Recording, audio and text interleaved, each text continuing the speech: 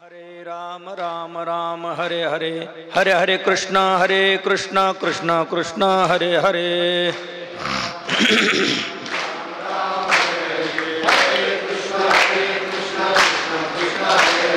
हरे राम राम राम हरे हरे, हरे कृष्ण कृष्ण कृष्ण हरे हरे।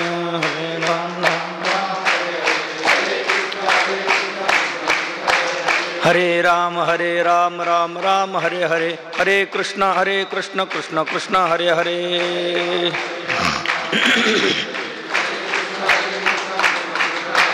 कुंडलीकवरदारी विठ्ठल श्री ज्ञानदेव पंढरीनाथ भगवान की, माऊली ज्ञानेश्वर महाराज की, जगद्गुरु तुकाराम महाराज की, सद्गुरु जोग महाराज, गुरुवर्य बंशी महाराज की, करवीरेश्वर भगवान की जय। ओम भद्रं कर्णेभिः शृणुयाम देवाः, भद्रं पश्येमाक्षभिर्यजत्राः, स्थिरैरङ्गैस्तुष्टुवागुंसस्तनूभिर्व्यसेमहि देवहितं जदायुः। स्वस्ति न इन्द्रो वृद्धश्रवाः, स्वस्ति न पूषा विश्ववेदाः, स्वस्ति नस्तारक्षो अरिष्टनेमिः, स्वस्ति नो बृहस्पतिर्दधातु। ॐ शान्ति शान्ति शान्तिः। गजाननं भूतगणादिसेवितं कपित्थजम्बूफलचारुभक्षणम् उमासुतं शोकविनाशकारकं विघ्नेश्वरपादपङ्कजम्। या कुन्देन्दुतुषारहारधवला, या शुभ्रवस्त्रावृता, या वीणावरदण्डमण्डितकरा, या श्वेतपद्मासना, या ब्रह्माच्युतशङ्कर प्रभृतिभिर्देवैः सदा वन्दिता, सा मां पातु सरस्वती भगवती निःशेषजाड्यापहा। जयांची केली स्मरण, होय सकल विद्यांचे अधिकरण, तेची वंदू श्रीचरण श्री गुरूंचे। जयाचे निआठवे शब्दसृष्टी आंगवे, सारस्वत आघवे जिव्हे सिंहे। वक्तृत्व गोडपणे अमृता ते पारुख म्हणे, रस होती ओळंगणे अक्षरासी। भावाचे अवतरण अवतरविते खून, हाता चढे संपूर्ण तत्वबोध। श्री गुरूंचे पाय जय हृदय गिवसो निठाय, तैवढे भाग्य होय उन्मेषासी। ते नमस्कारो न्याता। इंद्रियार्थेषु वैराग्य मनहंकार एव च, जन्म मृत्यू जरा व्याधी दुःख दोषानुदर्शनम। माऊली महावैष्णव श्री संत ज्ञानराज माऊलींच्या परमकृपेने, सर्व साधू संतांच्या परमकृपाशीर्वादाने आज विशिष्ट ठिकाणी विशिष्ट समयी भगवत चिंतन सेवेकरता उपस्थित केला गेलेला श्लोक श्रीमद् भगवद्गीता या ग्रंथातील अध्याय क्रमांक 13 क्षेत्रज्ञ विभाग योग, तदंतर्गत 8व्या क्रमांकाचा असा हा श्लोक आहे।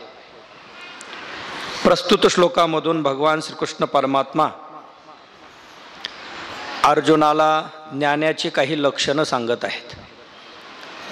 ज्ञानोबरायांच्या भाषेमध्ये ती ज्ञान लक्षणं आहेत. 18 लक्षणं सांगितलेली आहेत. त्यापैकी महत्त्वाचे 3 लक्षणं यात आहेत. अन्य आणखीही 15 लक्षणं आहेत. तर त्यातला वैकुंठवासी पूजनीय बंशीबाबांचा आणि ज्ञानोबरांचा दरबार म्हणून मुद्दाम होऊन या 3च लक्षणांचं वर्णन करावं या हेतूने आपण हा श्लोक या ठिकाणी उपस्थित केलेला आहे. श्रीकृष्ण परमात्मा अर्जुनाला सांगतायत, इंद्रियार्थेषु वैराग्य. इंद्रियांचे जे अर्थ अर्थात विषय आहेत त्या विषयांच्या ठिकाणी वैराग्य असावं. विषयांच्या विषयीचं वैराग्य आपल्या अंतःकरणात असावं. वैराग्यम अनहंकार. कोणत्याही क्षणी कोणत्याही पदाचा कोणत्याही वृत्तीचा कुठलाही अभिमान अंतःकरणामध्ये नसावा. अनहंकार. आणि जन्म मृत्यू जरा व्याधी हे जे 4 आहेत यांच्यामध्ये निरंतर हे दुःख आहेत हे या भावनेने त्यांच्याकडे पाहणं. दुःखानुदर्शनम. यांच्याकडे दुःख म्हणून पाहणं. सतत यांची आठवण मनामध्ये ठेवणं. असे 3 लक्षणं अर्थात ज्ञानाची साधनं, ज्ञानप्राप्तीची साधनं किंबहुना महापुरुष जे असतात त्यांची लक्षणं. श्लोकावरती काहीसं चिंतन करण्यापूर्वी क्रमप्राप्त अल्पसा परिहार द्यायचा. तो म्हणजे असा, मौजे श्री क्षेत्र नेवासा अमृतवाहिनी पुण्यसलीला प्रवरामय्येच्या तटावरती 700-750 वर्षापूर्वी या भूतलावरती ज्ञानोबा आले आणि या दिव्य पैसखांबाला टेकून त्यांनी ज्ञानाचा विस्तार केला. करवीरेश्वराच्या साक्षीने सच्चिदानंद बाबांच्या हातामध्ये लेखणी दिली आणि त्यांच्या करवी जगाला उपदेश देणारा ग्रंथ केली शे मराठी गीता देवी. असं दिव्य असणारं हे प्रांगण आहे. या ठिकाणी सेवा आदरणीय सर्व ट्रस्टी मंडळ, विश्वस्त मंडळ, त्याचप्रमाणे आमचे मित्र हरिभक्तीपरायण दिव्यदासजी महाराज शास्त्री बाबा यांच्या आज्ञेनं ही सेवा आमच्याकडे आलेली आहे. आजचं हे 5व्या दिवसाचं प्रवचन वाक्पुष्प ज्ञानोबरायांच्या चरणी समर्पित करायचं आहे. उपस्थित सर्वच ज्येष्ठ श्रेष्ठ अध्वर्यू वारकरी मंडळी या ठिकाणी उपस्थित आहेत. पैकी आमचे गुरुबंधू आदरणीय श्रीकृष्णजी महाराज हरदे बाबा, त्याचप्रमाणे निरंतर आश्रमाची वारकरी होऊन सेवा करणारे आमचे अंजाबापू महाराज, आदरणीय बर्डे काका वगैरे कृष्णभाऊ आहेत, आबा आहेत, सर्वच मंडळी प्रेमाची आहे.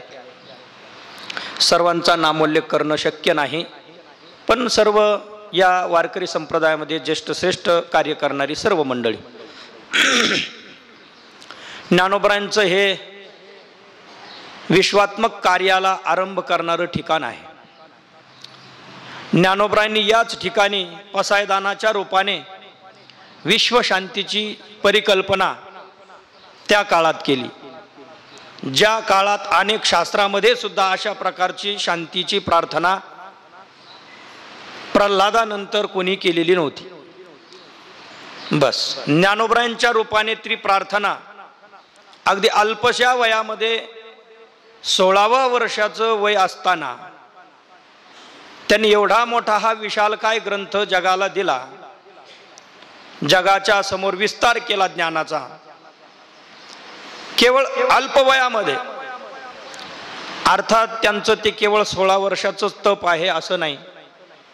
त्याच्या पाठीमागे तप सत्यवादाचं आहे आणि ते एका जन्माचं नाही, एका युगाचं नाही, तर अनेक कल्पांचं आहे. एक कल्प नाही, बहुत कल्प शब्द ज्ञानोबरांनी वापरलेला आहे. माझ्या सत्यवादाचे तप वाचा केले, एक कल्प 2 कल्प संख्यात्मक सांगितलेलं नाही, वाचा केले बहुत कल्प, अनेक कल्प कल्प गेली, तेव्हापासून सत्यव्रत ज्ञानोबरायांनी आचरलं आणि त्याचा परिणाम म्हणून अशा प्रकारचं हे वाग्वैभव त्यांच्या मुखारविंदातून निघालेलं आहे. आणि तशी श्री गुरु निवृत्तीनाथ दादांची कृपा ज्ञानोबरायांवरती असीम कृपा आहे. भ्राता रे न गुरुना निवृत्ती संहिता निवृत्तिका संस्थिता हा, भाऊ म्हणून प्राप्त असलेले निवृत्तीनाथ दादा यांनी त्यांना निवृत्तिका प्रस्थापिता म्हणजे निवृत्ती मार्ग दाखवला. भाऊ म्हणून प्राप्त असलेले तुम्हा आम्हालाही असतात, पण ते प्रवृत्ती मार्ग दाखवतात. निवृत्ती मार्ग दाखवणारे निवृत्तीनाथ दादा सारखे भाऊ ज्ञानोबरायांना प्राप्त होते, हे ज्ञानोबरायांचं सद्भाग्य आहे. आणि म्हणून तर त्यांनी स्वाभिमानाने म्हणावं, श्री गुरु सारिखा असता पाठी राखा, इतरांचा लेखा कोण करी, राजाची कांता काय भीक मागे. दुसऱ्याच्या दारामध्ये जाऊन तिला भीक मागण्याची गरज नाही, जी राजाची कांता आहे. कल्पतरूच्या खाली बसल्यानंतर सर्व फळं आपोआप येतात. त्या पद्धतीने साक्षात निवृत्तीनाथ दादा आहेत म्हणून ज्ञानदेव म्हणे, तरलो तरलो आता उद्धरिलो गुरुकृपे. गुरूंच्या कृपेतून हे अशा प्रकारचं वाग्वैभव आम्हाला प्राप्त झालेलं आहे. ज्ञानोबरायांना जर विचारलं, ज्ञानोबराय तुमच्या मुखातून ज्ञानेश्वरी फारच गोड लागते, आजही देखील आम्ही तो ग्रंथ वाचतो तर खेचराची आई म्हणा आणि सात्विकाचा पाना, श्रवणासुवे सुमना समाधी जोडे. चांगल्या मनाचा जर असेल तर त्याला समाधी प्राप्त होते. मग एवढा दिव्य ग्रंथ कृष्ण महाराजांनी सांगितलं मला त्या दिवशी. त्यांचे पारायण करता नेवासा ज्ञानोबरायांच्या पैस खांबाच्या समोर पारायण करत असताना असा आनंद येतो. सर्व वाचक मंडळी व्यासपीठाचार्याच्या अगोदर वाट पाहत बसलेली असतात. ही विशेषता आहे, ही शिस्त आहे आपल्या परमार्थाची, ही शिस्त आहे.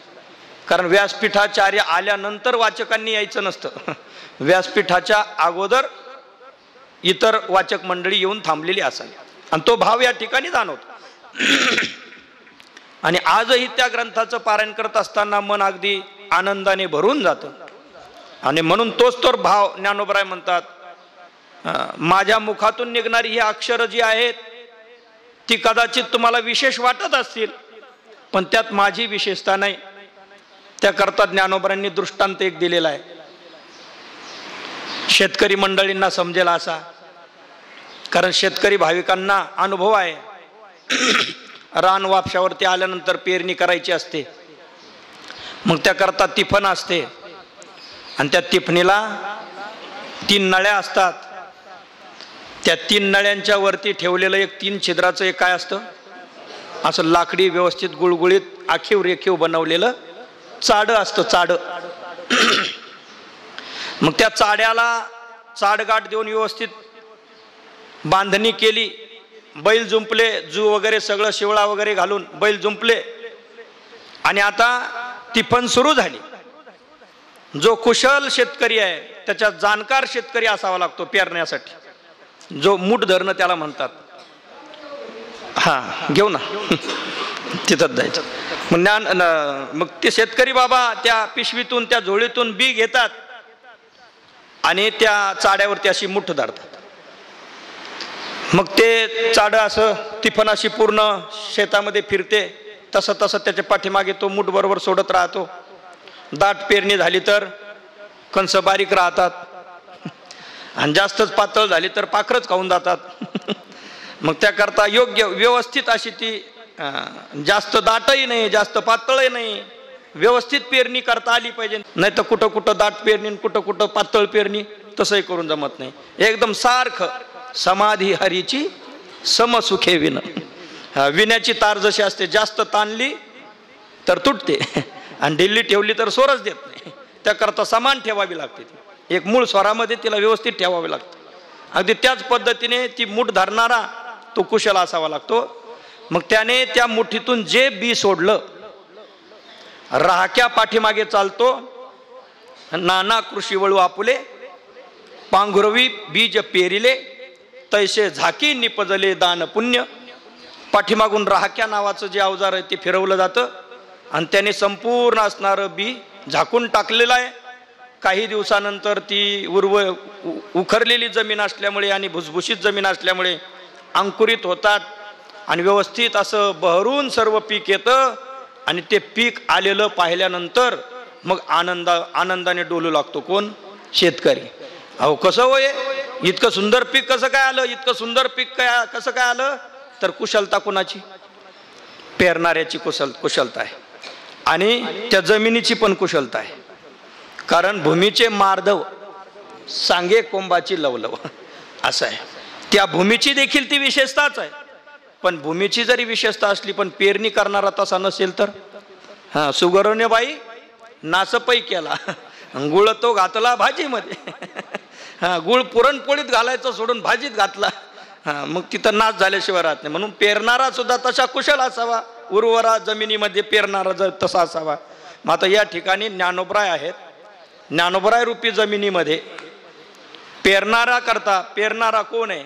तर तिथं ज्ञानोबरांनी सांगितलं, ही म्हटले जे काही माझ्या मुखातून निघतं तुम्हाला जे काही गोड लागलं त्याचं कारण काय?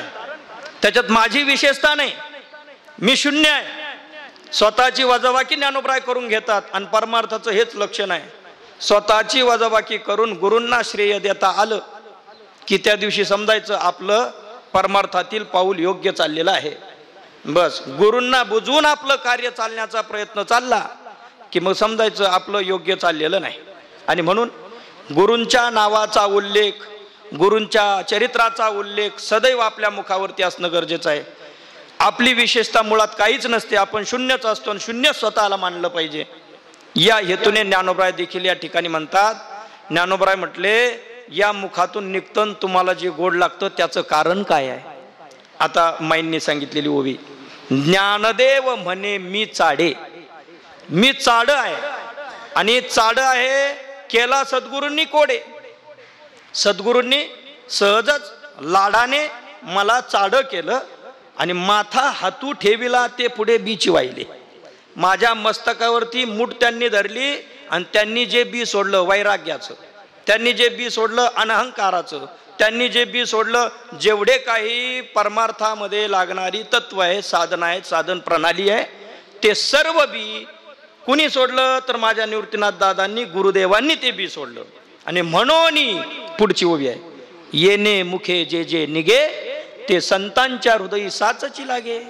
असं आहे. म्हणून या मुखातून जे जे निघतंय ते सर्व इथं बसलेल्यांना, न बसलेल्यांना आणि ज्यांच्या ज्यांच्या कानावर जातंय त्यांना आज तागायतपर्यंत ते खरं वाटतं. कोणी जर ऐकत नसेल आणि त्याला जर ज्ञानोबरायांची उभी सांगितली ना तो लगेच माघार घेतो.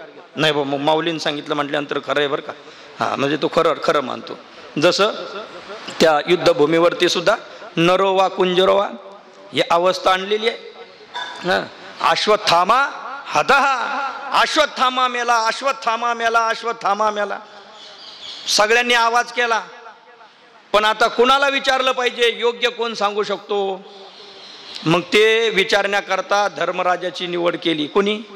द्रोणाचार्यांनी. तिथून विचारलं, अश्वत्थामा गेला की नाही गेला? ते म्हणले गेला, पण मला माहिती नाही कोणता नेमकं, नरोवा कुंजरोवा. आणि बाकीच्यांनी ते खरं सांगायच्या अगोदर जिकडून काय केले, रणवाद्य वगैरे जोरजोरात वाजवले, शंख वाजवले, जिकडं तिकडं करून टाकलं. बस. म्हणजे शत्रू पक्षातील सुद्धा तिथल्या सदस्यांचा विश्वास कोणावर होता? धर्मराजावर होता. जो सत्याचरण नेहमी करतो ना, तो कोणत्याही पक्षात कुठेही असला तरी त्याच्याविषयी विश्वास सर्वांचा असतो. असं आहे. मग आता ज्ञानोबरायांच्या विषयी हाच विश्वास ज्ञानोबरायांना वाटतो की माझ्या मनातून निघालेलं जे आहे ते सर्वांना खरं का वाटतं? कारण ज्ञानोबरायांनी सत्याचरण केलं, अनेक कल्प सत्यव्रत आचरण केलं आणि त्या माध्यमातून ज्ञानेश्वरी सारखा अलौकिक ग्रंथ या भूतलावरती झाला. आणि आपण किती भाग्यवान, आपल्या भाग्याला पारावार नाही. ज्ञानोबरायांच्या अगोदर कदाचित काही जन्म आपले झाले असतील, ते व्यर्थ गेले समजू. पण ज्ञानोबरायांच्या नंतर हा दिव्य असणारा ग्रंथ आज आपल्या समोर घेऊन आपल्याला पारायण करता येते. ज्ञानोबरायांच्या मुखातून निघालेली ही एक अक्षर आपल्याला वाचण्याचा आनंद मिळतो. ही खऱ्या अर्थाने आपल्या वारकरी संप्रदायाची आपल्या पुण्याची शिदोरी म्हणून हा अलभ्य लाभ आपल्याला प्राप्त झालेला आहे. पैसखांब या ठिकाणी आपण हे पारायण करतो. का बरं म्हणतात त्याला पैस? पैस म्हणजे ऐसपैस जागा. जागा कशी असावी? ऐसपैस अशी जागा पाहिली म्हटले ऐसपैस. रहदारी नाही, काही नाही, काही नाही, सर्वापासून दूर, प्रदूषण नाही, एकदम व्यवस्थित ऐसपैस. श्री क्षेत्र पंढरपूरची जागा ऐसपैस जागा. ऐसपैस म्हणजे विस्तार या अर्थाने पैस शब्द येतो. मग ज्ञानोबरायांनी एक गुरु एक शिष्य, एक गुरु एक शिष्य असा जो संकुचित चालत आलेला, गुप्त चालत आलेला ज्ञानाचा व्यवहार तो तिथपर्यंतच न ठेवता प्रगट केला. ज्या ठिकाणी ज्ञानाचा विस्तार केला, ज्या खांबाला टेकून ज्ञानोबरायांनी ज्ञानाचा विस्तार केला, ऐसपैस केलं, ज्ञान सर्वांच्या करता खुलं करून दिलं, त्या खांबाला सुद्धा काय म्हणायचं? पैस खांब. अशा दृष्टीने विस्तार ज्ञानाचा ज्या खांबाला टेकून होतो त्या खांबाचं सुद्धा नाव पैस खांब अशा दृष्टीने पडलं. एक भावनिक हा अर्थ आहे. या दृष्टीने ज्ञानोबरायांच्या या प्रांगणामध्ये पारायण करणारी सर्व भाग्यवान मंडळी आणि त्यातल्या त्यात वैकुंठवासी बंशीबाबांची असणारी ही तपस्थली आहे. बाबांनी आपलं जीवन या ठिकाणी खर्च केलं. त्यांनी प्रतिज्ञा पत्रकच त्या काळात मला वाटतं सप्तशताब्दी असा काहीतरी सोहळा होता आणि त्या काळात पत्रकं काढलेली होती. आमच्या घरामध्ये सुद्धा असं ते लावलेलं होतं जुनं. त्या असं पूर्वी लावायचे फोटो वगैरे आणि त्याच्यामध्ये प्रतिज्ञा पत्रक असं होतं की या शरीराचा शेवटपर्यंतचा श्वास असा इथंच राहावा अशा पद्धतीने आणि हे संपूर्ण शरीर ज्ञानोबरायांच्या सेवेतच खर्च व्हावं वगैरे वगैरे. त्यातली वाक्य आता पूर्ण मला जशी तशी माहिती नाही पण आहे. तर अशी प्रतिज्ञा बाबांची आणि त्या पद्धतीने त्यांनी तसं जीवन जगले. एरवी आपली जमीन विकून या ठिकाणी मंदिराचं काम करणारे ते आहेत. मंदिराचं काम करता करता काही जमिनी घेतात, तो वेगळा भाग आहे. पण इथं मात्र तसं नाही. आपली जमीन विकून मंदिराचं काम करणाऱ्यातले संत बंसीबाबा आहेत आणि म्हणून दिव्य असणारे हे स्थळ. या स्थळावरती काहीसं चिंतन आपण श्रीमद भगवद्गीतेतील श्लोकाचं व्हावं म्हणून 13व्या अध्यायातील 8व्या क्रमांकाचा श्लोक आपण घेतलेला आहे.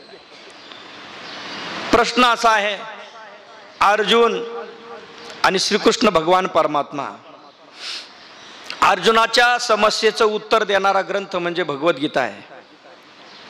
अनेक प्रश्न अर्जुनाच्या समोर जे आहेत, किम कर्तव्य विमूढ झालेला अर्जुन, ध्येय उपादे त्याला समजेना, इथं नेमकं काय करू कळत नाही. कार्पण्य दोषोपहत स्वभाव पृच्छामि त्वाम धर्म सम्मूढ चेता. धर्म काय अधर्म काय याचं ज्ञान मला राहिलं नाही देवा, मी सम्मूढ झालो. माझ्या बुद्धिपटलावरती अज्ञानाचा अंधकार आलेला आहे आणि म्हणून योग्य अयोग्य मला समजत नाही देवा. मी बडबड करायची तेवढी केली आणि म्हणून त्याला तिथं नाव वापरले बरं का. पहिल्या अध्यायामध्ये जो स्वतःच बडबड करतो, पंडिताच्या भाषेत बडबड करतो, आणि त्या बोलण्याप्रमाणे राहत नाही, वागत नाही, फक्त बडबड तशी करतो, मग त्याला बोंबलणं म्हणतात. आणि हे बोंबलणं कधी असतं माहिती आहे? वेगवेगळ्या महिन्यामध्ये वेगवेगळे सण आहेत. तसं फाल्गुन महिन्यात सुद्धा एक सण आहे, शिमगा. त्या शिमग्याला बोंबा मारण्याची काय परंपरा आहे. आणि मग ज्ञानोबरांनी त्या शिमग्यातला शब्द, शिमग्यातल्या महिन्याचं नाव जे फाल्गुन आहे तेच फाल्गुन नाव अर्जुनाला दिलं. तैसा तो फाल्गुनू घेतला से भ्रांती कवळून. भ्रांतीने अज्ञानाने त्याला कवळून टाकलं, त्याला कवळी घातली, गवसणी घातली आणि असा बुजल्या गेला तो. मग स्वतः तो अर्जुन आहे, पार्थ आहे, सव्यसाची आहे, किरीटी आहे, अशी कितीतरी त्याचे नाव आहेत. पण ते नाव न घेता ज्ञानोबरांनी पहिल्या अध्यायामध्ये अर्जुनाला नाव दिलं तैसा तो फाल्गुनू. कारण फाल्गुन महिन्यामध्ये बोंबा मारण्याचं काम असतं. मग याने बोंबात मारण्याचं काम केलंय. याला अर्जुन म्हणायचं नाही, याला पार्थ म्हणायचं नाही, याला सव्यसाची म्हणायचं नाही, याला किरीटी म्हणायचं नाही. पहिल्या अध्यायात याला आपण म्हणू फाल्गुन. या पद्धतीने. कारण जेव्हा जेव्हा अर्जुनाला जिथं जिथं जे शीर्षक आलं ते शीर्षक काहीतरी मागचा आणि पुढचा अनुसंधान पाहून त्या ठिकाणी ते शीर्षक दिलेलं आहे. असो, शूर आहे असं सांगत असताना सव्यसाची म्हणजे दोन्ही हाताने युद्ध करण्याची कला. उजव्या हातामध्ये धनुष्य डाव्या हातामध्ये धनुष्य घेतलं, उजव्या हाताने बाण सोडणं तेही जमतं, आणि कधी कधी गडबडीत उजव्या हातात धनुष्य घेऊन डाव्या हाताने बाण सोडणं तेही जमतं. याला सव्यसाची म्हणतात. परिसपा सव्यसाची, मूर्तीला होनी देहाची, खंती करती कर्माची, ते गावंडे गा. आलं का नाही? सव्यसाची, परिसपा सव्यसाची. मग तिथं शौर्यत्व त्याचं सांगायचंय. खंती करती कर्माची, अरे तू तर कर्माची खंती करतो, शोक करतोय कर्माविषयी, नको म्हणतोय कर्म, पण कर्माची गाडी आहे, तुला कर्म करावंच लागेल अर्जुना. या पद्धतीने भगवंताने त्याला वेळोवेळी सावध केलं. पहिला अध्याय त्याचा विषाद व्यक्त करण्यात गेला, दुसरा अध्याय त्याला ज्ञान सांगण्यात गेला, सांख्य योग प्रगट केला, तिसऱ्या अध्यायातून कर्मयोग प्रगट केला, चौथ्या अध्यायातून ज्ञान कर्म संन्यास योग प्रगट केला, पाचव्या अध्यायातून कर्म संन्यास योग प्रगट केला, सहाव्या अध्यायातून आत्मसंयम योग प्रगट केला, सातव्या अध्यायातून ज्ञान विज्ञान योग प्रगट केला, आठव्या अध्यायातून बोलत चला, आठव्या अध्यायातून अक्षर ब्रह्म योग प्रगट केला, नवव्या अध्यायातून राजविद्या राजगुह्य योग प्रगट केला, 10व्या अध्यायामध्ये विभूती सांगितल्या, तैशिया 7-5 प्रधाना 75 विभूती सांगितल्या. या बाबा. आणि कितवा नंबर? 11व्या अध्यायामध्ये विश्वरूप दर्शन दाखवलेलं आहे. 12व्या अध्यायामध्ये भगवंताने सगुण भक्तियोग सांगितला. 13व्या अध्यायामध्ये क्षेत्रज्ञ विभाग योग सांगायचा आहे. आणि तदअंतर्गत क्षेत्रज्ञ याला जाणणारा क्षेत्रज्ञ जाणणारा जो आहे, क्षेत्रज्ञाला जाणणारा, आत्मस्वरूपाला जाणणारा जो महापुरुष असतो, त्या महापुरुषाचं लक्षण काय, तो विषय इथं चालू आहे. पुढे मग 14व्या अध्यायात विभाग योग 3 गुणाचं विवरण केलं. 15व्या अध्यायामध्ये पुरुषोत्तम योग सांगितला, पुरुषोत्तमाची उपासना सांगितली, 3 पुरुष सांगितले. द्वाविमो पुरुषो लोके क्षरश्चाक्षर एवच, क्षर सर्वाणि भूतानि कुटस्थो अक्षर उच्यते. आणि तिसरा सांगितला उत्तम हा पुरुष असतो अन्य. या दोन्हीपेक्षा उत्तम पुरुष हा वेगळा आहे. उत्तम हा पुरुष हा तू अन्य. बर. परमात्मा इति उदारतः, ज्याला परमात्मा असं म्हटलेलं आहे. मग त्या 3 पुरुषाचं वर्णन, पुरुषोत्तमाचं वर्णन म्हणून 15वा अध्याय पुरुषोत्तम योग. 16वा अध्याय आतापर्यंत प्राप्त झालेलं ज्ञान भक्ती वैराग्य त्याचा टिकाव लागावा म्हणून त्याचा सर्वांचा अंतर्भाव अर्जुनामध्ये तेची थारे ऐसे मन शुद्ध व्हावे, त्यासाठी 16वा 17वा 18वा या 3 अध्यायाची पुरवणी जोडलेली आहे. आणि सर्वात मोठी पुरवणी म्हणजे शेवटची 18व्या अध्यायाची. तर याप्रमाणे संपूर्ण गीतेचा हा प्रभाग आहे. या तदअंतर्गत येणाऱ्या सर्व विषयाचा विचार त्या अध्यायानुसार केला जातो. आता ज्ञानोबरायांचं वार्तिक आहे, उक्ता अनुक्त दुरुक्तानाम चिंता यत्र प्रवर्तते.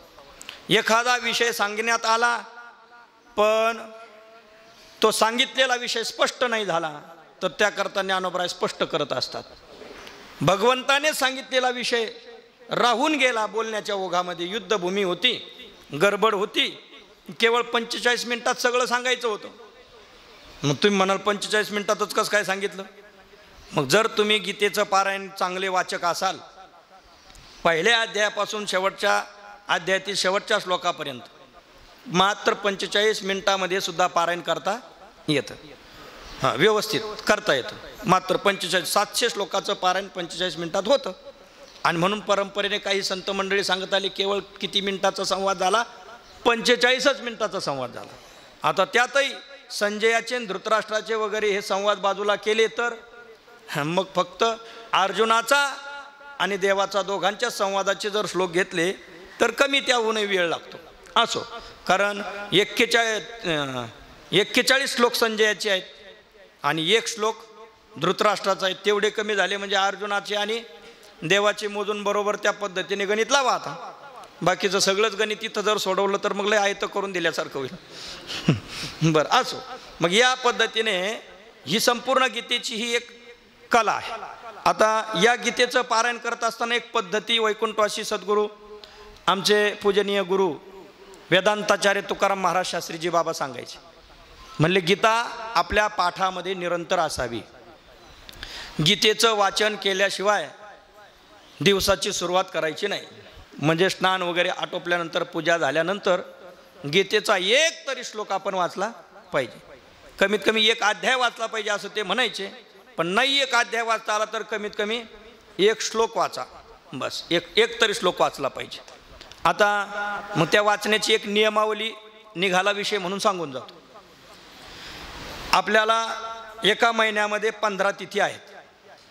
महिना सुरू झाला की शुक्ल पक्ष असतो, शुक्ल प्रतिपदा, इथून महिना आपला सुरू होतो. मग प्रतिपदेपासून तो पौर्णिमेपर्यंत 15 दिवस, आणि पौर्णिमेपासून दुसऱ्या दिवशीच्या प्रतिपदेपासून तो अमावस्यापर्यंत वद्य पक्ष त्याचे 15 दिवस, असे महिन्याचे 30 दिवस आपल्याकडे आहेत. मग आता गीतेचं पारायण करत असताना कसं करायचं? प्रतिपदेला पहिला अध्याय, द्वितीयेला दुसरा अध्याय, तृतीयेला तिसरा अध्याय, चतुर्थीला चौथा अध्याय, पंचमीला 5वा अध्याय, षष्ठीला 6वा अध्याय, सप्तमीला 7वा अध्याय, अष्टमीला 8वा अध्याय, नवमीला 9वा अध्याय, दशमीला 10वा अध्याय, एकादशीला 11वा अध्याय. 11 अध्याय संपले, 11 दिवस संपले. 15 व्हायला दिवस किती शिल्लक आहेत? 4. आणि अध्याय किती शिल्लक आहेत? अध्याय किती शिल्लक आहेत? 7. बरोबर, 7च ना. हां, तर आता कोणती तिथी आली? एकादशी नंतर द्वादशी. द्वादशी आली की 12वा 13वा 2 अध्याय वाचायचे. द्वादशीला 12वा 13वा, त्रयोदशीला 14वा 15वा, चतुर्दशीला 16वा 17वा, बरोबर जोड लागली. हे 6 संपले. मोठा अध्याय राहिला आणि दिवस किती राहिले? एकच राहिला.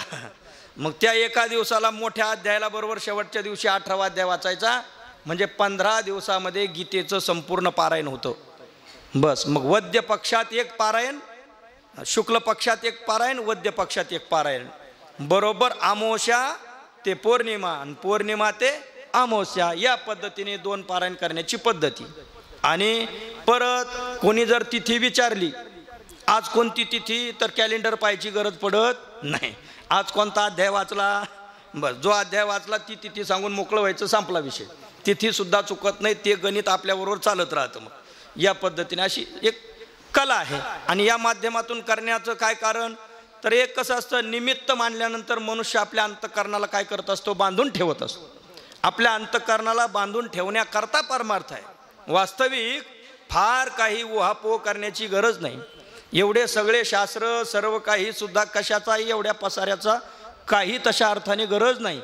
बर, 4 वेद, 6 शास्त्र, 18 पुराण, हे एवढे ग्रंथ, एवढा सगळा हा भडीमार कशासाठी? फक्त एकच आहे, थोडे आहे चित्त साह्य झालिया. बस. धन्य काळ संत भेटी.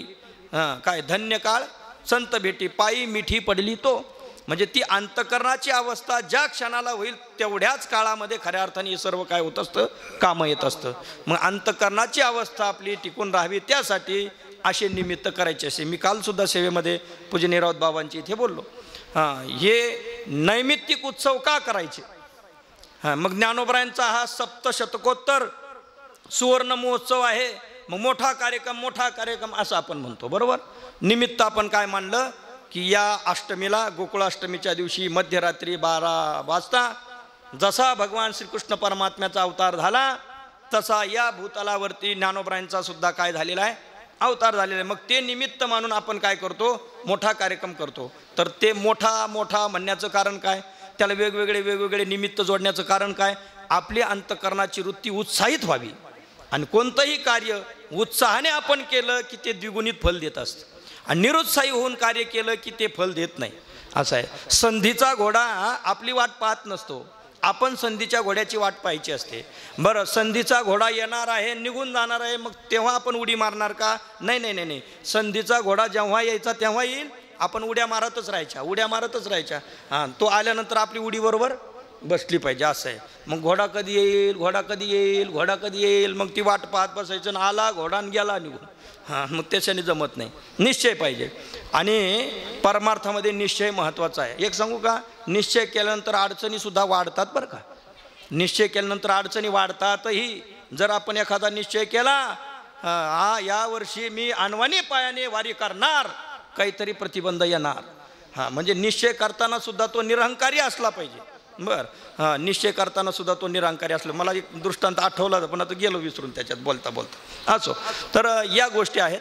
परमार्थ करत असताना आपल्या अंतकरणाच्या वृत्तीचा उत्साह वाढवण्याकरता तो परमार्थ असतो. मग त्या वृत्तीला सवय लावायची. ज्ञानोबरायांचा सप्तशतकोत्तर सुवर्ण महोत्सव बरं का. मग मन लावून पारायण कर, मन लावून पारायण कर. आता 18वा अध्याय चालू झाला बरं का. मन लावून पारायण कर. म्हणजे या करता चित्तवृत्तीला बांधण्याकरता ही अभ्यासाची सवय लागावी, असा एवढीच गोष्ट आहे. वास्तविक काळवेळ नाम उच्चारिता नाही, दोन्ही पक्षपायी उद्धरती. निरुत्साही होऊन कार्य न करता उत्साहाने युक्त अंतर्भूत होऊन आपण ते कार्य करावं. आणि त्यासाठी भगवान श्रीकृष्ण परमात्म्या समोर उत्साहाने निघालेला अर्जुन, पण त्याच्या अंतकरणामध्ये निरुत्साहीपणा निर्माण झाला. आणि तो म्हणतो आता तीर्थ उडी घातली खाला रथोन्या, किम कर्तव्य विमूढ झालो. देवा सांगा योग्य काय अयोग्य काय. मग त्याला सांगत सांगत सांगत देव इथपर्यंत आले. आणि आता तत्वज्ञ जे असतात, ज्यांनी तत्व जाणलं, जे सत्पुरुष असतात, त्यांची लक्षणं सांगा देवा. आता काही महात्मे त्याला साधनं म्हणतात आणि काही महात्मे त्याला लक्षणं म्हणतात. ज्ञानोबरायांच्या मुखारविंदातून जर आपण ऐकलं तर ज्ञानोबराय म्हणले तैशी ही लक्षणे 18 पुढे बोलणार आहेत. 18व्या अध्यायामध्येच पुढे बोलणार आहेत. 18 लक्षणं हे आहेत असं ज्ञानोबराय बोलले. आणि आद्यगुरु शंकराचार्य महाराजांनी या लक्षणांना लक्षण न म्हणता साधनं म्हटलेले. आणि किती मानलेत? 20 साधनानी प्रगटितानी. 20 प्रकारचे साधनं भगवान श्रीकृष्ण परमात्म्याने ज्ञानप्राप्तीचे सांगितलेले आहेत असं आचार्यांनी सांगितलं. मग त्यांनी साधनं म्हटले आणि ज्ञानोबरायांनी काय म्हटलं? लक्षणं म्हटले. मग आता ही लक्षणं आहेत का साधनं आहेत? त्याच्या बाबतीमध्ये विचार असा आहे, हे पहा, सिद्ध संत पुरुषांचे लक्षणं ही साधकांची काय असतात? साधनं असतात. साधकांची ती साधनं असतात. जो साधक आहे त्याला ती साधनं करून तिथपर्यंत जायचं आहे. आणि जो सिद्ध आहे त्याच्याकरता ती लक्षणं आहेत. ज्याला प्राप्त झाले त्याच्याकरता ती सिद्ध, म्हणजे त्याच्याकरता ती लक्षणं झाली. आणि ज्याला प्राप्त झालेले नाहीत त्याच्याकरता ती साधनं आहेत. ते साधून त्याने तिथपर्यंत पोहोचायचं, मग तो त्या लक्षणाने विनटला जाईल, असा त्यातला भाव आहे. पूजनीय घुले बाबांनी सांगितलेला तो विषय. असो, तर त्यापैकी तो विषय सुरू झाला 7व्या श्लोकापासून 13व्या अध्यायातील. अमानित्व मदंभित्व अहिंसा क्षांतिरार्जवम आचार्योपासनम शौचम स्थैर्यम आत्मविनिग्रह. मग यामध्ये 9 साधनं सांगितली पहिल्या श्लोकात. बरोबर आहे? 9 चित्का. अमानित्वम अदंभित्वम अहिंसा क्षांती आर्जवम आचार्योपासनम शौचम स्थैर्यम आत्मविनिग्रह, असे 9 साधनं पहिल्या म्हणजे 7व्या श्लोकात सांगितले आहेत. त्याच्यानंतरचा दुसरा श्लोक लक्षणांचा साधनं सांगण्याचा, तो म्हणजे 8वा श्लोक आज आपण चिंतना करता घेतलेला आहे. यामध्ये भगवान श्रीकृष्ण परमात्मा सांगतात 3 लक्षणं, एकूण 3 लक्षणे यात सांगितली. इंद्रियार्थेषु वैराग्य 1, अनहंकार एवच 2, आणि जन्म मृत्यू जरा व्याधी दुःख दोषानुदर्शनम, असे 3 लक्षणं या 8व्या श्लोकात सांगत आहेत. काय ज्ञानोबरायांचं म्हणणं? ज्ञानोबराय तिथं फार गोल बोलतात. म्हटले आणि विषया विखी वैराग्याची निकी पुरवणी मानसिकी जिती हाती. आता वैराग्याचं विवेचन ज्ञानोबरायांच्या मुखातून ऐकत असताना, कारण ज्ञानोबराय म्हणजे कोण? ज्ञानोबराय म्हणजे महाविष्णूचा अवतार. आणि या भूतलावरती आल्यानंतर ज्ञानोबरायांच्या ठिकाणचं वैराग्य म्हणजे जन्मते निप्रसंगे श्रीदेह शिवने अंगे तेथुनी अवघे जन्म सोहळे कीजे. सोहळे म्हणजे काय? स्पर्शसुद्धा होऊ न देणं. जसं ब्राह्मण मंडळी सोहळ्यामध्ये असताना इतरांचा स्पर्श होऊ देत नाही, त्याला आपण काय म्हणतो? सोहळ्यात आहेत. तसं आयुष्यभर, यावत जन्म आयुष्यभर ज्ञानोबराय कशात राहिले? सोहळ्यातच राहिले. ज्यांच्या शरीराला श्रीचा स्पर्श झाला तो कधी? जन्मते निप्रसंगे. जन्म होत असताना जेवढ्या श्रीच्या देहाचा प्रसंग आला तेवढाच. पुन्हा ज्यांच्या शरीराला स्पर्श सुद्धा नाही श्री देहाचा, जन्मते नि प्रसंगे श्री देह शिवणे अंगे, तेथून या जन्म आवघे सोहळे कीजे. अशा प्रकारच्या वैराग्य संपन्न महात्म्याच्या मुखारविंदातून वैराग्याचं हे तत्व श्रवण करत असताना निश्चित आनंद का होणार नाही. ज्ञानोबराय म्हणतात, आणि विषयाविखी वैराग्याची निकी पुरवणी मानसिकी जित्याथी. कारण ज्ञानोबरायांनी वैराग्याची व्याख्या सांगत असताना एका ठिकाणी आणखी बोललेलं आहे, म्हणले आईचे की स्वर्गीचे भोग पाईक झाली इच्छेचे, परी भोगावे हे न रुचे वरून वरून. परी भोगावे हे न रुचे वरून वरून, नाही नाही नाही वरून वरून नाही, परी भोगावे हे न रुचे मना माझी. अंतःकरणातून ती भावना असावी की मला या या गोष्टीचा स्वीकार करायचा नाही. नाही तर मग आपला निश्चय असतो, म्हणले भाऊसाहेब सोडला का चहा? हो सोडला चहा. आणि दुसऱ्या दिवशी पाहिलं तर पंक्तीला भाऊसाहेब हजर ग्लास घेऊन. म्हणले का हो चहा सोडला ना काल? हा चहा सोडला पण घशात सोडला. म्हणजे हुशार माणसं बोलायला पण तितके हुशार. चहा सोडला म्हणले पण घशात सोडला. अहो पण काल तुम्ही सोडून दिलता ना चहा? हा मग काल सोडला होता, काल सोडायचा होता पण तो काही नियम टिकला नाही बा. अशा पद्धतीने आपले निश्चय. पण संतांचे निश्चय कसे असतात? निश्चया साचपण जयाचे, निश्चयाला खरेपणा ज्यांच्या अस्तित्वाने येतो. निश्चय दार्ढ्यात भवतु निश्चय दार्ढ्यात ऊर्ध्वमपि शास्त्र रक्षणम. अंतःकरणामध्ये निश्चय असावा. एक आहे काय ज्ञानी पुरुषाने सुद्धा लाळाविना कौतुके, काय माई ओवी लाळाविना, पण सुरुवात गोड होती त्याची असो. तर त्या ठिकाणी ज्ञानोबराय बोलतात, ज्ञानी जरी असला त्याने सुद्धा इंद्रिये लाळाविना कौतुके, कौतुकाने सुद्धा इंद्रियांना विषयाची सवय लावू देऊ नये. या पद्धतीने ज्ञान सांगितलेलं आहे. इंद्रियार्थेषु वैराग्यम. पंचज्ञानेंद्रिय पंचकर्मेंद्रिय त्यांचे आपले आपले असणारे विषय, त्यांना म्हणतात अर्थ. इंद्रियांचे जे अर्थ, जसं डोळा आहे मग डोळ्याचा अर्थ रूप आहे, मग तसा प्रत्येक ज्ञानेंद्रियांचा आपला आपला अर्थ आहे. कारण श्रुतीमध्ये एक अशी कल्पना केलेली आहे, या शरीराला रथ म्हणलंय, या रथाच्या आतमध्ये बसलेलं एक रथी आहे, त्या आत्म्याला रथी म्हटलेलं आहे. आत्म्याला घेऊन चालणारी बुद्धी तिला सारथी म्हटलेला आहे. त्या सारथीच्या हातामध्ये असणारा जो मन नावाचा लगाम, त्या मनाला लगाम म्हटलेला आहे. आणि इंद्रिय रूपी जे आहेत ते त्या रथाला जुंपलेले अश्व आहेत. आणि ते कशावर चालतात म्हणले, त्यांचे मार्ग ठरलेले, शब्द स्पर्श रूप रस गंध, अशा 5 रस्त्यावरती हा रथ चालू आहे.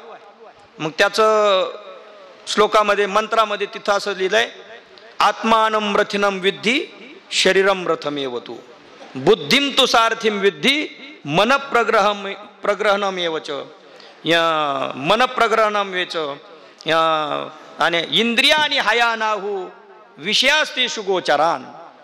इंद्रियांना घोडे म्हटलं आणि ते कशावर सोडलेले आहेत? त्या मार्गावरती. शब्द स्पर्श रूप रस गंध अशा 5 मार्गाने हा रथ चाललेला आहे. आता 5 अश्व आहेत आणि 5चे 5 मार्ग आहेत. लक्षात घ्या, 5चे 5 मार्ग आहेत. कान शब्दाकडे जातो, डोळा रूपाकडे जातो, त्वचा स्पर्शाकडे जाते, रसना रसाकडे जाते आणि नाक गंधाकडे जातं. प्रत्येक अश्वाचा रस्ता हा वेगवेगळा आहे. मग वेगवेगळ्या रस्त्याने चालणाऱ्या अश्वाचा लगाम एकाच्या हातात आहे, त्याचं नाव काय? लगाम म्हणजे कोण? मन. आणि ते मन निश्चयात्मिका बुद्धीच्या हातात असावं लागतं. ज्या रथातील सारथी कुशल असेल त्या रथाची दुर्दशा होत नाही. म्हणून संत महात्म्यांनी म्हटलेलं आहे, दुर्बुद्धी ते मना कदा नुपजो नारायणा. कारण बुद्धी ही सारथी आहे. ज्या दिवशी दुर्बुद्धी झाली त्या दिवशी बैसता चोराचे पाशी तैशी होय बुद्धी, आणि देखताची चिंधी मन धावे. म्हणून बुद्धी सतत विवेकाने युक्त असावी. सतत सत्य वागणारा मनुष्य. पण तो जर एखाद्या चोराच्या संगतीत गेला आणि थोडा वेळ त्याच्यावरती त्या चोराच्या संस्काराने त्याच्यावरती पटळ टाकलं की त्याच्या अंतःकरणामध्ये कोणती भावना होते? चोरी करण्याची भावना होते. देखताची चिंधी मन धावे. आणि म्हणून मन नावाचा जो लगाम आहे तो बुद्धी रूपी सारथीच्या हातामध्ये असा पक्का असावा. आणि ती बुद्धी कशी असावी? निश्चयात्मिका बुद्धी असावी. ती बुद्धी कशी असावी? त्या बुद्धीला समजावं हे योग्य आहे आणि हे त्याज्य आहे. जे त्याज्य आहे ते टाकण्याची बुद्धी बुद्धीला व्हावी. ते टाकण्याची बुद्धी बुद्धीला व्हावी. आणि जी हे ग्रहणीय आहे हे घेण्यास योग्य आहे तर घेण्यास जे योग्य आहे तेच घेण्याची बुद्धी कोणाला व्हावी? बुद्धीला व्हावी. तेव्हा ते मन त्या त्या असलेल्या अश्वांना काय करेल? आवरून धरेल.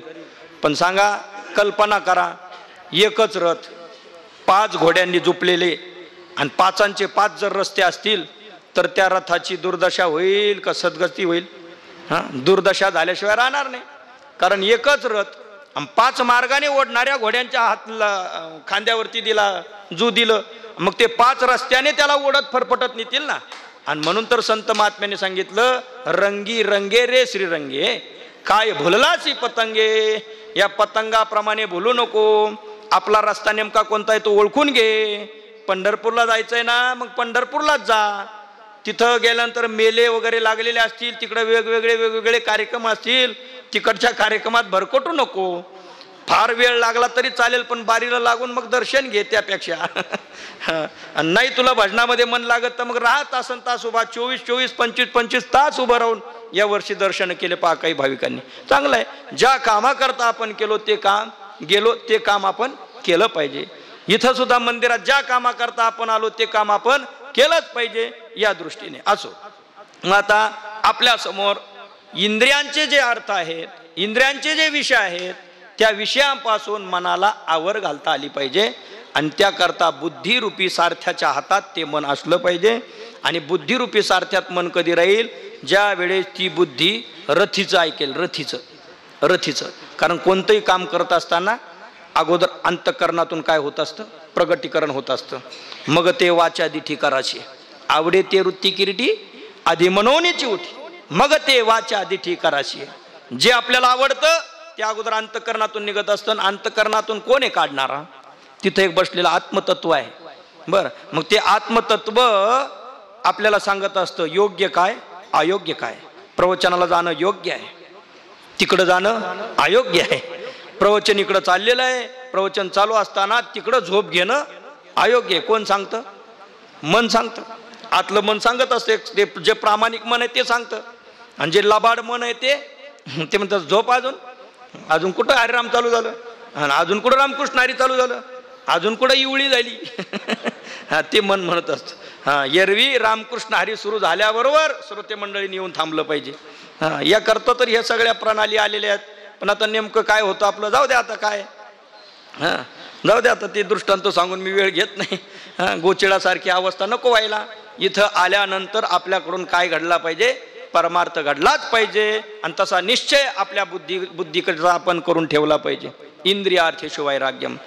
कारण डोळे म्हणणारे चांगलं चांगलं पाहायचं, कान म्हणणारे चांगलं चांगलं ऐकायचं, रूप काय त्वचा म्हणणारे चांगला स्पर्श पाहिजे, आणखी जीवा म्हणणारे चांगला रस पाहिजे, चांगले गुलाबजामू वगैरे रोज पाहिजे. कोण म्हणणार? जीवा म्हणणार. या पद्धतीने प्रत्येक इंद्रिय आपल्या आपल्या विषयाची काय करणार आहेत? इच्छा व्यक्त करणार आहे. पण त्या इच्छेच्या पाठीमागे इंद्रियांना धावू न देणं याला म्हणतात इंद्रियार्थेषु वैराग्यम. ज्ञानोबरांनी त्यावरती गोड म्हटलं, वमिलिया अन्ना जेवी लाळ न घोटी रसना. रसना म्हणजे जीभ. कोणत्या अन्नाला? खूप गुलाबजामू खाल्ले. कुणी? कुत्र्याने खूप खाल्ले. कुत्र्याने खाल्ले आणि खाल्ल्याबरोबर लगेच ताजी ताजी काय केली? वांती केली. बरं, जसे अगोदर पातेल्यात सगट दिसत होते अगदी तसेच त्याने, कारण चावले नाही, दात लावला नाही, काही नाही, टाकला का गिळला. परिणामी अपचन झालं. कुत्र्याने काय केली? वांती केली. वांती केल्यानंतर त्या गुलाबजांबूकडे पाहून तोंडामध्ये लाळ येते का? नाही येत. ज्ञानोबराय सांगतात, वमिलिया अन्ना लाळ न घोटी रसना, अंग न सुये आलिंगना प्रेताचिया. प्रेताच्या अंगाला आलिंगन देण्याकरता, प्रेताला आलिंगन देण्याकरता ती माऊली आलिंगन देण्याकरता जात नाही. तो पती म्हणून जिवंत असेल तेव्हा आलिंगन देण्याकरता जाईल. पण त्याच्यातला आत्मतत्व निघून गेल्यानंतर अंग नसुये आलिंगना प्रेताची हा त्या ठिकाणी ती प्रवृत्त जशी होत नाही. वमिली अण्णा हा वमुनिया सुने आताची गेली. छान छान छान. पांडवा आगवा. छान छान छान छान छान. वा, असे विद्यार्थी शाळेत असावेत. आणि सांगत असताना शिष्टाचार म्हणून त्यांनी उभं राहून सांगितलं बरं का. हा, चांगलं आहे. या पद्धतीने चिंतन चालू ठेवा आणि त्या पद्धतीने आपलं जीवन व्यतीत व्हावं असं ज्ञानोबरायांकडे प्रार्थनाही करा. हा, आणि मग या आपल्या सर्व पाठांतराचा वगैरे निश्चित आपल्याला काय होईल, लाभ होईल. असो, विष खाणे नागवे जळत घरी न रिगवे. धडधडीत अशी आग लागलेली आहे आणि त्याच्यामध्ये प्रवेश करण्याची बुद्धी होते का? होऊ शकत नाही. हे थांब रे, लांबून लांबून लांबून थांबा थांबा थांबा लांबवा. हा, एखाद्या गुफेमध्ये आपल्या समोर सिंह वाघ गेलेला आहे, मग तिथं म्हटलं आता शस्त्र न घेता आम्ही प्रवेश करू, असं होतंय का? नाही नाही नाही नाही. या सर्व गोष्टीमध्ये आपण काय असतो, सावध असतो. म्हणले आता वाघ गेला ना तिथं आपण जाऊ शकत नाही. तसं अशा प्रकारची भीती विषयांच्या विषयी आपल्या अंतःकरणात व्हावी. आणि हे लक्षण ज्यांचं असतं त्यांना काय म्हणतात, संत. त्यांना काय म्हणतात, साधू. त्यांना काय म्हणतात, गुरु. त्यांना काय म्हणतात, बाबा.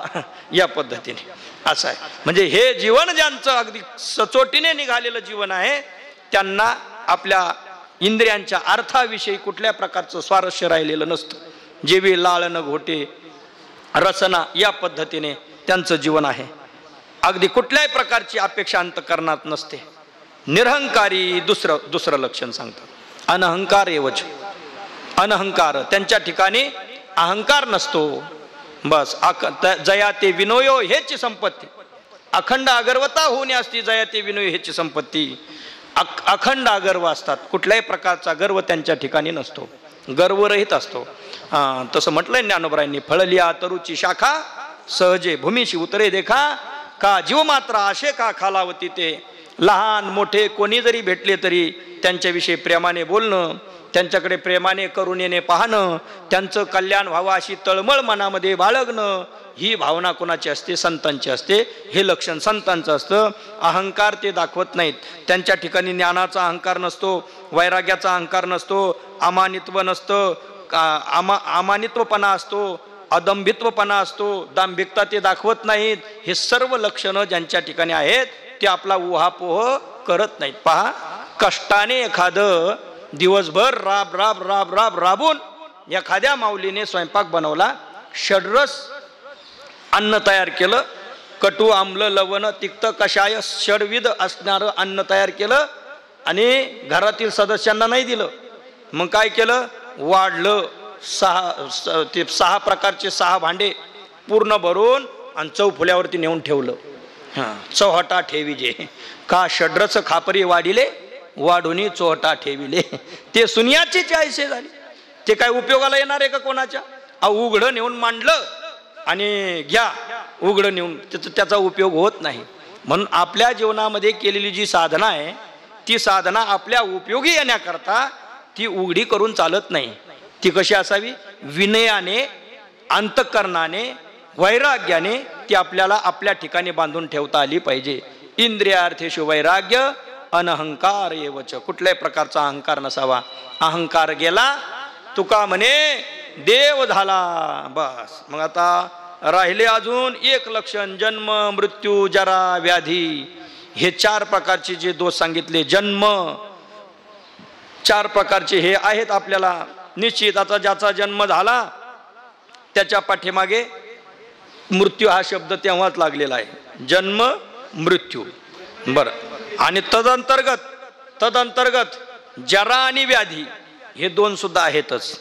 पण माणसांना काय असतं माहिती का, दोषाला गुण करून आणि मग व्यवहारामध्ये राहण्याची सवय आहे. दोषाला गुण लावून, समजा माऊलीने धोतर आपलं धुतलं आणि वाळू घातलं, पण त्या कंपाऊंडची तार त्याच्यात घुसली, मग आता धोतर थोडंसं फाटलं. मग ते फाटलं म्हणल्यानंतर दोषयुक्त आहे का, निर्दोष आहे? दोषयुक्त झालं धोतर. फाटलं म्हणजे दोष आला ना त्यात. पण ते फाटलेलं धोतर आपण काय करतो, मिऱ्यात घेतो. कारण का? ते फाटलेलं दिसू देत नाही. म्हणजे दोषाला काय लावतो? गुण. नेहमी दोषाला गुण लावत आपलं चाललंय. हां, मग आदरणीय पूजनीय गुरुनाम गुरु धुंडा महाराज म्हणायचे, त्यांडले एखाद्याची मंडळी बायको काळी असली, मग ती अगं जरा पावडर तरी लाव, बरी दिसशील. म्हणजे दोषाला गुण.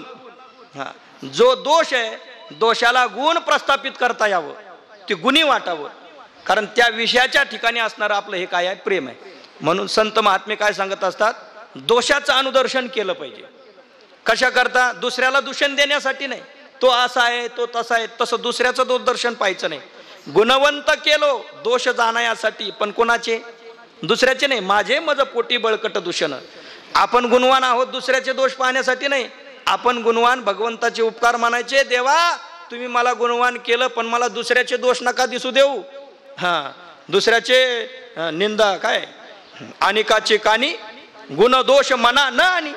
दुसऱ्याचे गुणदोष मनामध्ये न आणता आपल्या अंतःकरणातील आपल्याला ओळखू मात्र आलेच पाहिजे. गुणवंत जे झालो आपण आपल्या अंतःकरणातील दोष जाणण्यासाठी. मग कोणते दोष आपल्याकडं?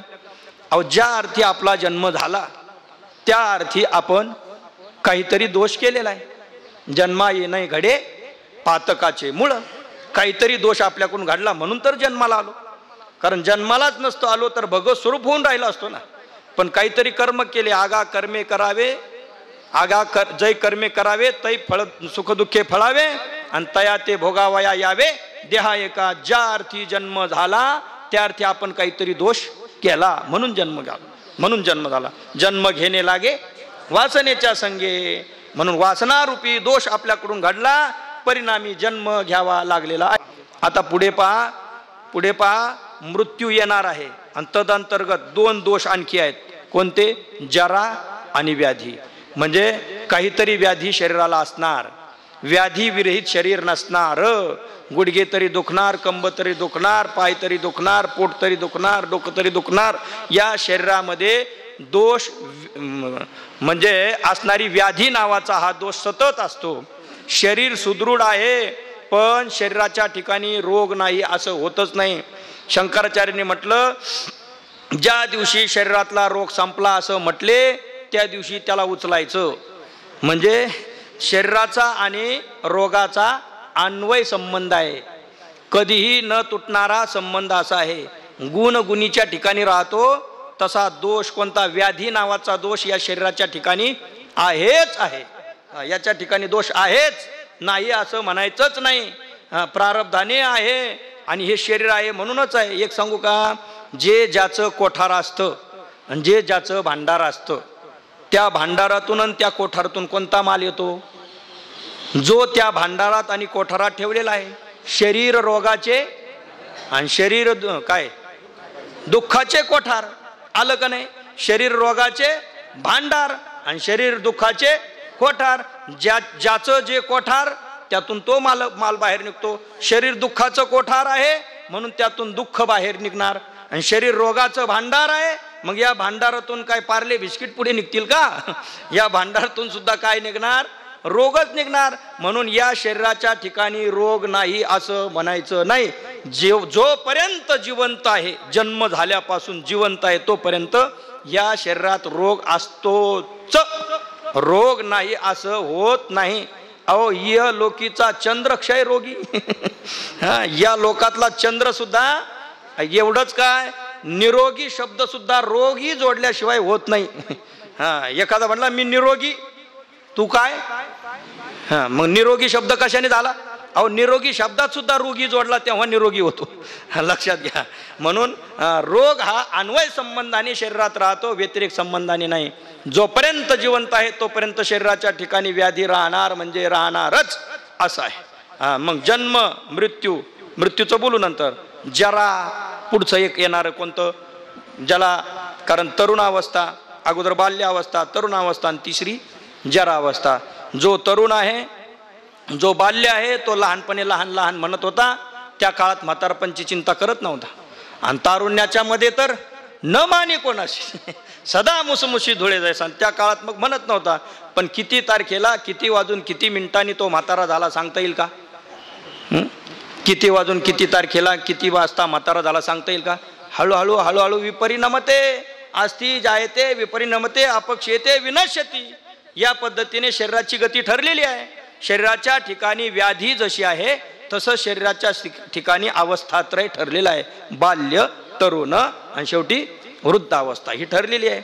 मग आता ज्या शरीराच्या भरोशावरती टुरटूर टुरटूर आपण करतो, दूरदूर करतो, ज्या शरीराच्या भरोशाने जमलेले हे सगळे बाकीचे नातलगाच्या जोरावर आपण टुरटूर करतो, पण एक सांगू का, हे शरीरच आपल्या हातावर तुरी येणार आहे बरं. जसं छत्रपती शिवाजी महाराजांनी त्या शहाजहानच्या हातावर काय दिल्या, तुरी दिल्या, आणि केव्हा पेट्यारातून पसार झाले कळलं सुद्धा नाही.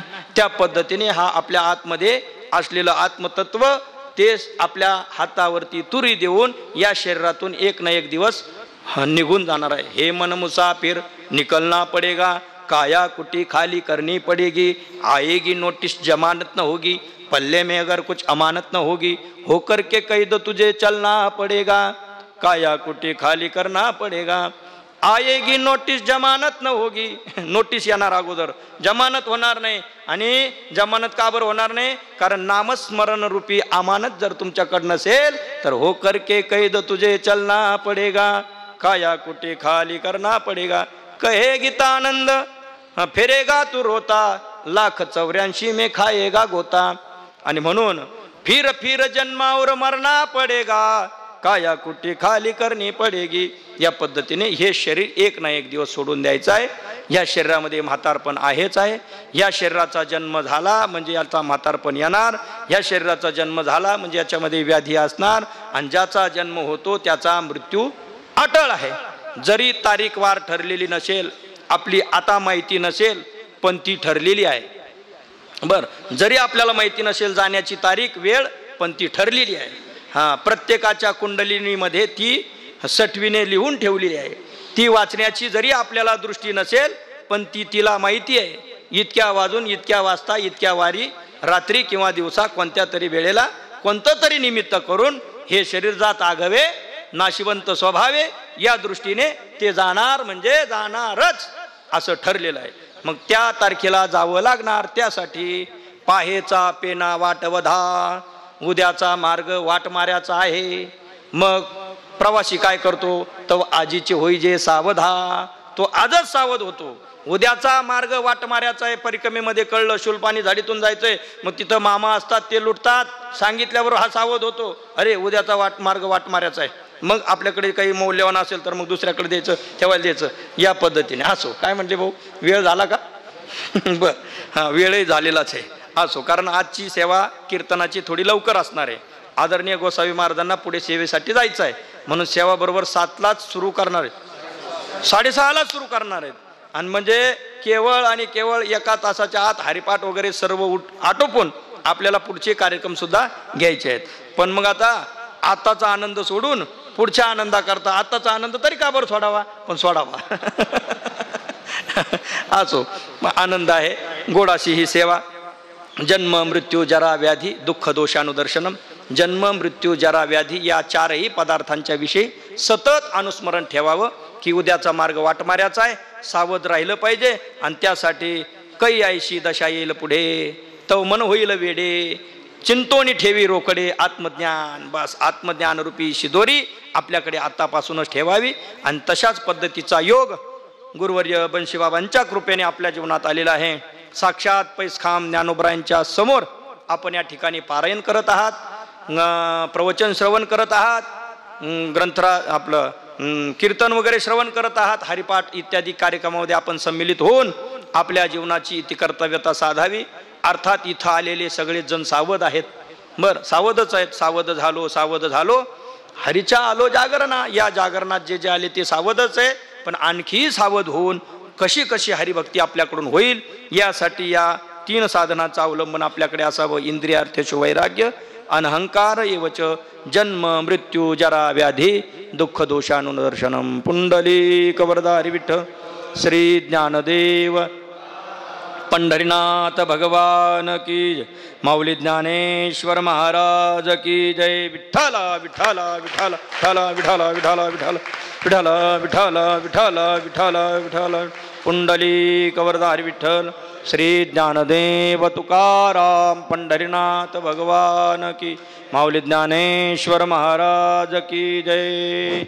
म्हणा सर्वांनी आता विश्वात्मके देवे येणे यज्ञ तोषावे तोषो निमज द्यावे पसाय दानहे. जे खळांची व्यंकटी सांडो तया सत्कर्मी रती वाढो भूता परस्परे पडो मैत्र जीवांचे दुरितांची तिमिर जावो विश्वस्वधर्म सूर्य पावो जो जे वांछील तो ते लाहो प्राणिजात वर्षत सकळ मंगळी ईश्वर निष्ठांची मांदियाळी अनवरत भूमंडळी भेटतो तया भूता त्याला कल्पतरूंचे आरव चेतना चिंतामणीचे गाव बोलती जे अर्णव पियुषांचे चंद्रमेजी आलांछन मार्तंड जे तापहीन ते सर्वाई सदा सज्जन सोयरी होतू किंबहुना सर्व सुखी पूर्ण हो नीती लोकी भजजो आदि पुरुषी अखंडित आणि ग्रंथोपजीविये लोकीये दृष्टा दृष्ट विजय होवा विजय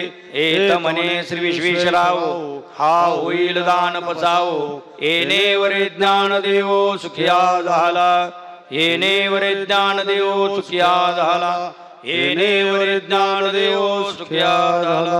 ओम शांती शांती शांती. माऊलींच्या दरबारामध्ये प्रवचनांची सेवा हरिभक्तपरायण भगवानजी महाराज जंगले शास्त्री यांनी संकल्पित वेळ केल्याबद्दल त्यांचा संस्थांतर्फे सन्मान करण्यात येत आहे. अंजबाप्पू महाराज करडीला विनंती आहे त्यांनी त्यांचा सन्मान करावा.